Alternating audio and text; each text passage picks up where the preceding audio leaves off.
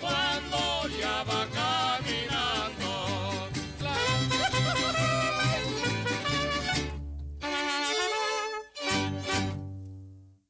Hi, Bernice here.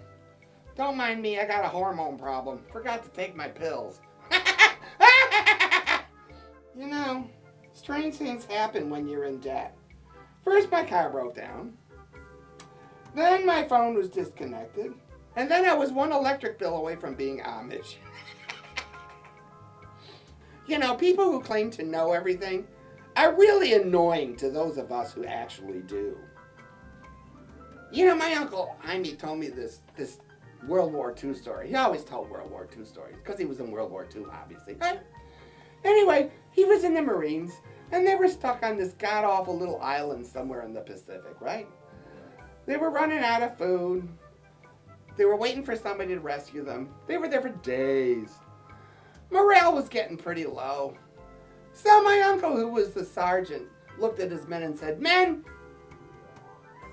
I can't do much for you, but I can do something. Today we're going to have a change of underwear." And of course they're all going, "Yay, yay, something new, oh good." He said, "Kowalski, you change with Rabinowitz. Rabinowitz, you change with Peterson. Peterson, you change with Powell."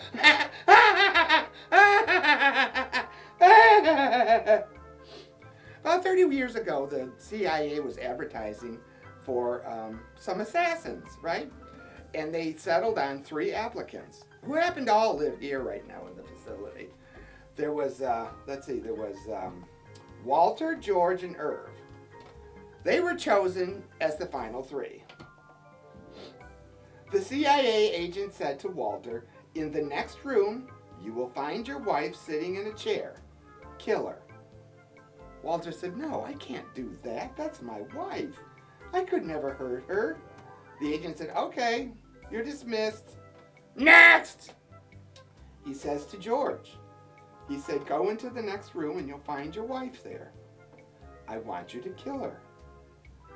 So George goes into the next room.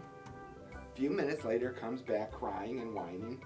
"That's my wife. I can't kill my wife. I can't hurt my wife. I love my wife." The agent says, "Okay, then you failed the test. Next!"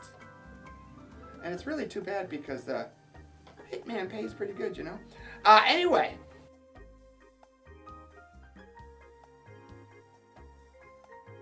So finally it was Irv's turn, right? He got the same order. He goes into the room, and after a few minutes there's a few gunshots, and a lot of banging and screaming and yelling. And he comes out and he says to the agent, "You know, that gun you gave me was full of blanks." "Yeah. So I had to beat her to death with a fucking chair."